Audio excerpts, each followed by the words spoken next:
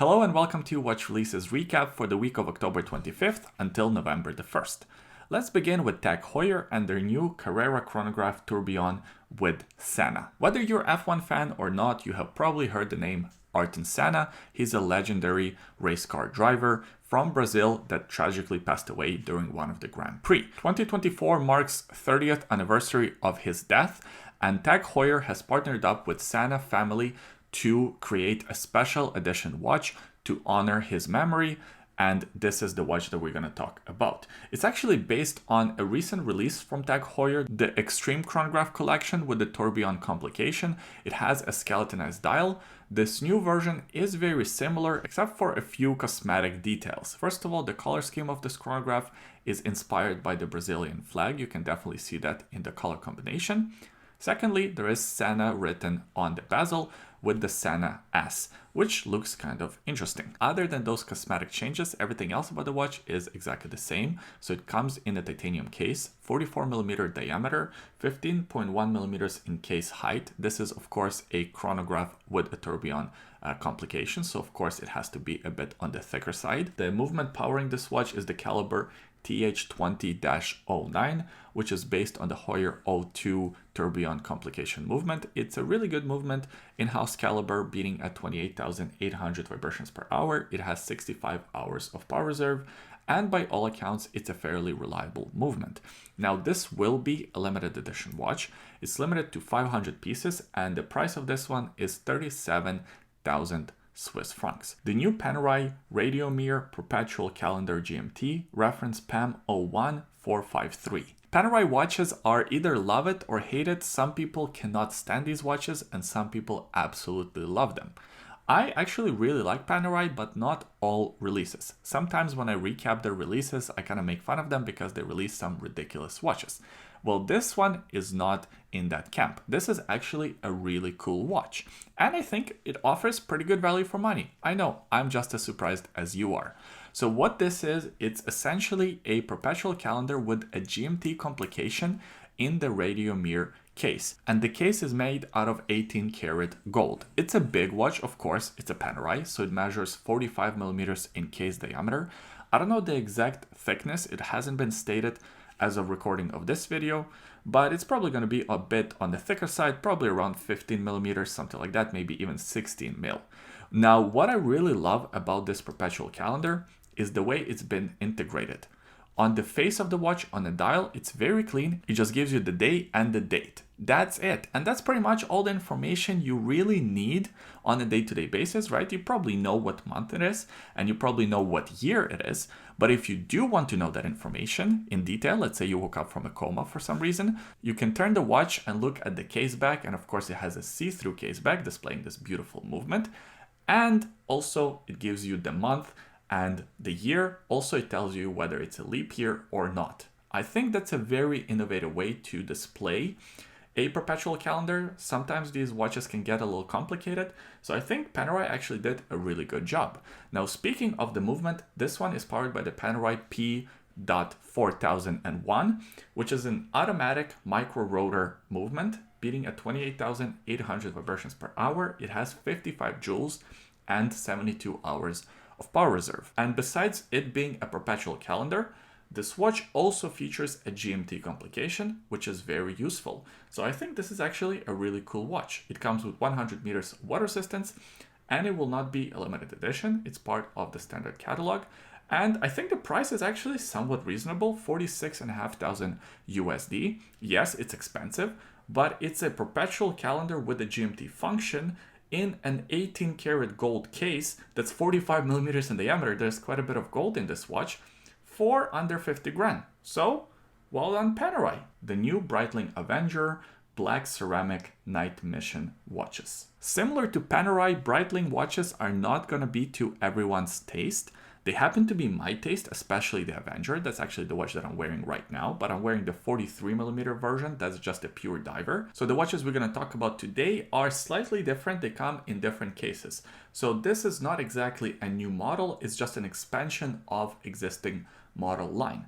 And there's quite a few different editions. So first of all, there are a couple of new chronographs in a 42mm case diameter in a ceramic case, which is really cool because prior to this release, these watches were only available in a 44mm case diameter, which is a little bit too large for a lot of wrists. And at 42mm diameter, I think this watch becomes more accessible to more people. It is still on the thicker side, about 15.1mm in case height, because this is a chronograph movement. And the like-to-like distance on these watches is somewhat reasonable, 51.2mm. So it will wear large on your wrist, but if you have mid-size wrist, you can probably pull this off, no problem. There's also the new color variation, this black ceramic case with this sort of sand colored strap and white pushers. They're not exactly white, they're slightly off-white pushers and the crown. I think that actually looks really damn good. So that's my favorite version. There's also the sort of blue turquoise version in the same case with the same diameter, just with the turquoise or the blue strap with matching color dial. And the pushers and the crown on this version are also in this off-white color. It looks really sharp. Big fan of this one. Now, as far as the movement, these ones are still powered by the same movement. It's the Caliber BO1. It's an in-house automatic chronograph movement. It beats at 28,800 vibrations per hour. It has 45 joules and 70 hours of power reserve. Besides these two chronographs, there's also the bigger brother. So it comes in a slightly different color variation with the green strap instead of that sort of off-colored sand strap. And it is quite a bit larger. This one is 46mm in diameter. So if 42 is too small and if 44 is too small, now you have an option to go even larger. These ones look pretty good. And once again, all the other specs are about the same other than the case size. There's also a 42mm version of the diver in the ceramic case. That looks really cool. And lastly, there's a 44mm ceramic case GMT one that looks pretty good. Now, as far as the pricing goes, the GMT version is 6,800 euro. The 42mm diver in a ceramic case, that's 6,100 euro. The large chrono, the 46mm one in a ceramic case, that's 9,600 euro. And the 42mm version of the chrono in a ceramic case, my favorite version, either turquoise or the one with the sand colored strap, those ones are 9,200 euro. So overall, a really cool refresh and addition to the collection. Big fan of these watches.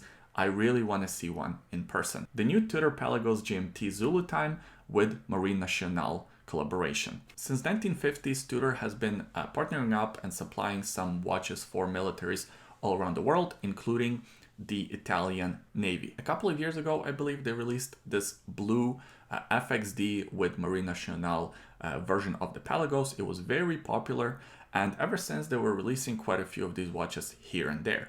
Well, this latest release is actually a GMT version of the Pelagos, which I actually think looks pretty cool. First of all, the coloring is very muted. You have these sort of off-white, cream-colored indexes, as well as the GMT markings on the bezel are also executed in the same color.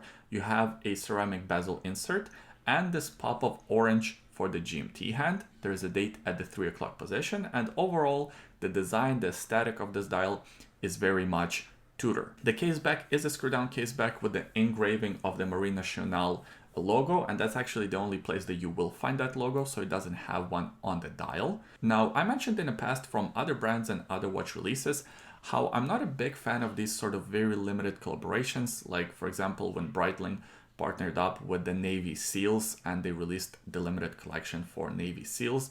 I felt like it was kind of weird to wear one of those watches if you're not a military family, if you're not a Navy SEAL or one of your loved ones is a Navy SEAL. It's kind of weird.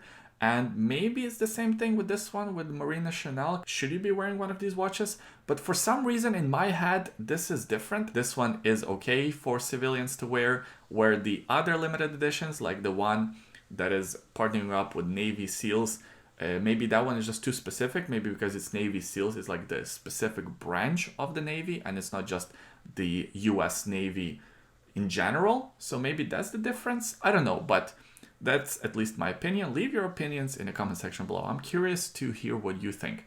Is this kind of too specific, or is it general enough where a civilian, just regular people, can wear it without being too cringy? Other than the GMT function and the new looks, everything else about this watch is the same as the standard Pelagos. It comes in a 42mm case diameter. It is actually thinner than the standard Pelagos. It comes about 12.7mm in case height. It's made out of grade 2 titanium. And the like-to-like distance is only 52 millimeters, so it's a bit on the larger side, but if you have a medium-sized wrist, you should be able to wear this watch. Now, famously, these FXD Pelagos come with soldered lugs, so you cannot wear this watch on anything other than like a Zulu strap or a NATO strap. That's the whole point behind these watches. So this one does come with kind of a cool military-like strap. As far as the movement goes, this one is powered by the caliber MT5652-U. It's a Matas and COSC certified movement, beating at 28,800 vibrations per hour. It has 65 hours of power reserve and crazy anti-magnetic resistance up to 15,000 Gauss. That's that Matas certification. Now, as far as the availability, this will not be a limited edition. It's part of the standard catalog and it's priced around 4,600 USD. The new Porsche Design Chronograph 911 GT3 and 911 GT3 Touring. Porsche Designs is under the branch of Porsche brand, and over the years, of course, they released a lot of limited editions specifically for different car releases. A couple of weeks ago, Porsche released the new generation 992.2 of GT3 and the GT3 Touring of their 911 model. I am actually a huge fan of Porsche and a huge fan of this car. But what I hate about these cars is the new pricing. What is Porsche thinking? Like, they have really hiked up the price. My theory is that they have such long waiting lists on these cars that they're just trying to see what is that breaking point. How much can they charge until people will not be buying? And I think this raise of, I think it's like $40,000 more expensive than the previous version, it's still gonna sell like hotcakes. These cars are just impossible to get. And it will be the same thing about these watches, because in order to buy one of these watches, you have to have ordered either the GT3 or the GT3 Touring, these new ones. If you have not ordered these cars, you cannot buy one of these watches. So in some ways, a watch like this will be even harder to buy than a Daytona or something like that, because it's so limited. Only a specific number of customers can buy it, and I think you have to order it until the end of this year. If you order it next year, then you cannot buy this watch. Also, what's kind of cool about these chronographs, you can customize them. So just like with the Porsche, you can kind of choose different colors, different color combinations. Some aspects of the watch do have to stay, like the case architecture and the movement. By the way, the case on this watch is about 42 millimeters in diameter and about 5.3 millimeters in case height. It's made out of titanium, and the movement powering this watch is the Porsche Designs Work 01.200.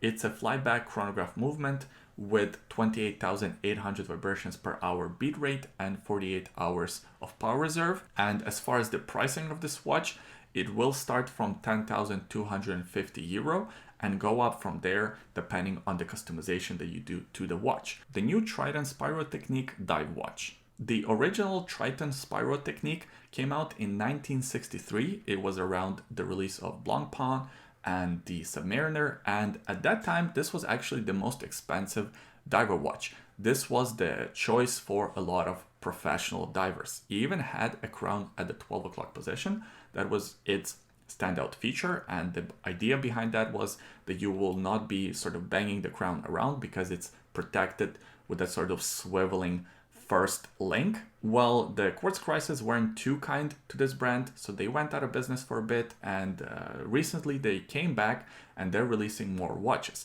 Now, the reason why I wanted to bring up this watch is because of its price. But before we talk about that, let's actually talk about the specs. It's made out of stainless steel, 39 millimeters in diameter, about 12.2 millimeters in case height. As far as the movement goes, this one is the Lajou Parade G100, automatic movement with 24 joules beating at 28,800 vibrations per hour, and it has about 68 hours of power reserve. Now, this is not a limited edition. It will be part of their standard catalog and it's priced at 5,200 euro. I think that's a crazy price. I know that these watches were historically important and the originals are quite expensive, but come on, 5,200 euro for the G100 movement, and with a brand that's not necessarily a household name. I think they're overly ambitious with this release. I really don't know how popular this watch will be. Leave your comments below what you think about this releases, because that's actually the end of the video. So let me know what you think about this one or all the other releases that I mentioned earlier. Also, if you enjoyed this video, give it a thumbs up, subscribe to the channel so you don't miss more videos like this when they do come out. And I appreciate you watching it all the way until the end. We'll see you next time. Bye.